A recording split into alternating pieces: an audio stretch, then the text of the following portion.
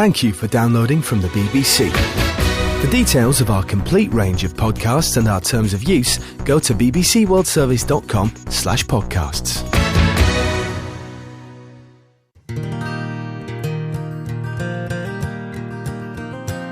Hello, this is Matthew Bannister with Outlook from the BBC World Service.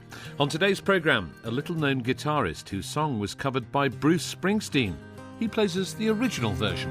When morning comes and I leave Berlin, my mind is turning, my heart is yearning for you in Berlin.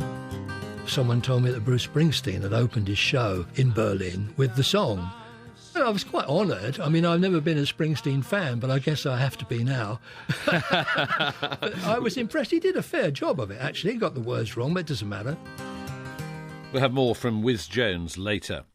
But first, we meet the Indian environmental campaigner who faced an assassination attempt. Ramesh Agrawal runs an internet cafe in Raga in the central state of Chhattisgarh. He watched as the coal mining and power industries came into the area and felt they were ignoring the rights of local people. After seeing many lose their land, Ramesh was spurred into action. His efforts have been recognised with the award of a prestigious Goldman Environmental Prize, but his campaign has come at great personal cost. After one coal mine project was cancelled, gunmen attacked him in his cafe. On the line from there, I asked Ramesh through a translator to tell me more about what made him become an activist. 2000 में एक नया state हमारे यहाँ बना छत्तीसगढ़ और चूँकि हमारे यहाँ मिनरल्स की पानी की ज़मीन की In the year 2000, a new state was formed here, Chhattisgarh. We have plenty of minerals and water, so it became a first choice for industrialists to come and start their coal mines and power plants. The government was helping them and was providing all kinds of facilities. But industry started to grow in an unplanned way, in a haphazard manner.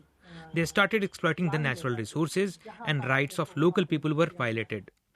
Pollution became a major problem. Land was bought. Because this is a tribal area, the people didn't know much about their rights. And so industry found it easy to work here and the local people were facing problems. Some became homeless.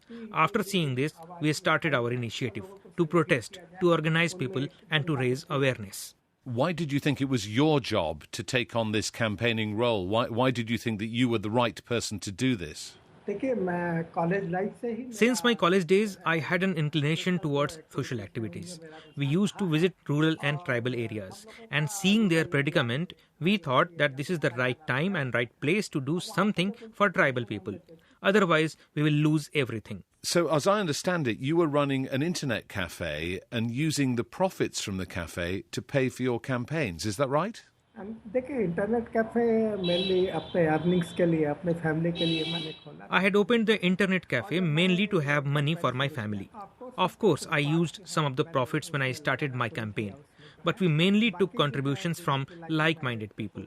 We are not a registered NGO. We didn't take any funds from any agency or government. We inspired the tribal people to join our campaign. We started taking a contribution of 1 fistful of rice and 1 rupee every week from every household. We inspired the villagers and a tradition was set. And then they started raising funds at the village level. Can you give me more details of the kinds of cases that you've been championing, the kinds of problems that you've been tackling that have been caused by the industrial development in the state?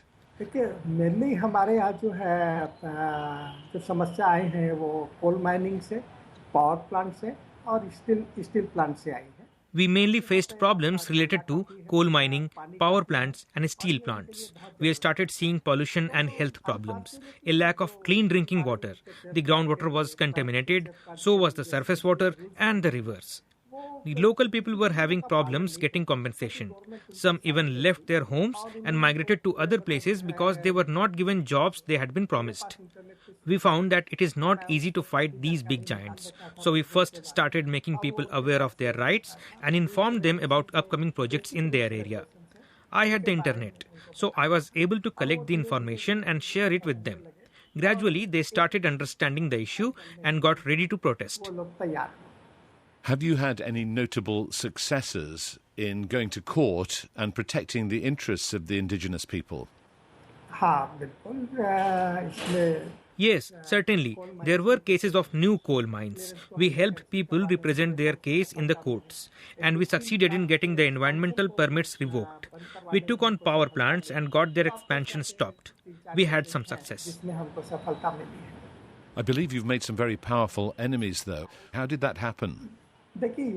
Yes, this is how big business works. When they find that you are hurting their interests, they threaten you. They try to bind you up in court action. I was hit with a court case and was imprisoned for 72 days. But even after all that, I persisted. I returned stronger. I had always known that this would be a long fight and that these things could happen to me. But then in 2012, you were actually shot. Tell me the circumstances of that incident. I was in my internet cafe minding my own business, sat in my chair, when two men came in, asking about the price of the computers. I told them to take a seat and I'll get my son to serve them. But they didn't sit and suddenly took out a gun and aimed at me. I had nothing to defend myself with. I just had a mobile phone in front of me. So I grabbed it and threw it at them. Maybe it distracted them, just enough, because the bullet hit my left thigh and broke the bone. How badly injured were you? It was a very serious case. It was very serious. The femur was shattered and I lost a lot of blood. Since there isn't much of a specialist hospital in Raigad, the next day I was shifted to the capital of Chhattisgarh, Raipur. But unfortunately, because of mistakes there, the wound was infected. And for the last 2 years, I am being treated in Bombay Hospital. Are you still therefore suffering the ill effects of that injury? Is it still difficult for you to walk, for example? I'm still not well. I walk with a stick, and if I need to go out of my office, I need to have an assistant. Even now, every 2 months, I have to go to the hospital and the bone is still not fully joined.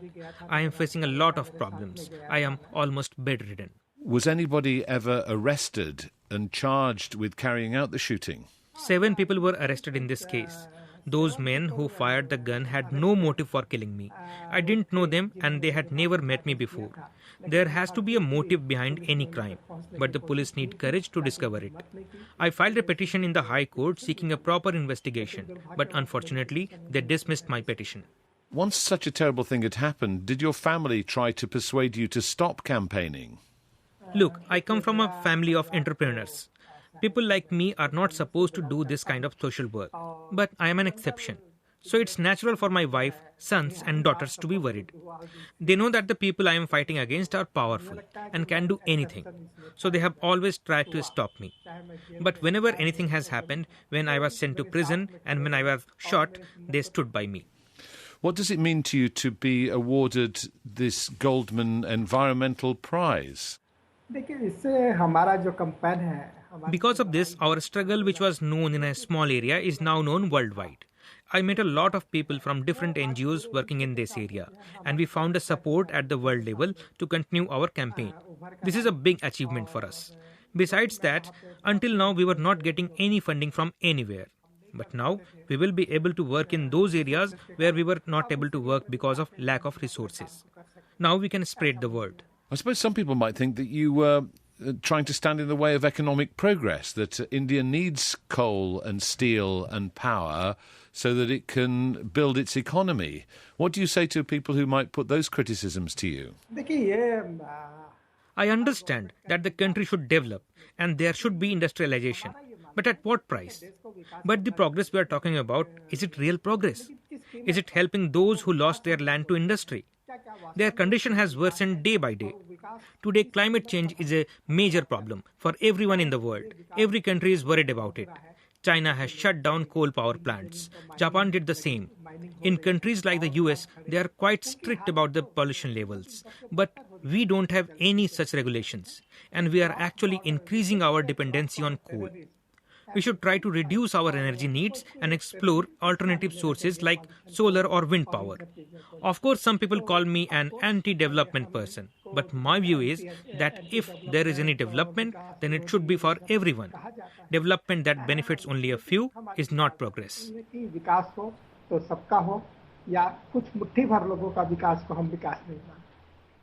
The Indian environmental activist Ramesh Agrawal. Now,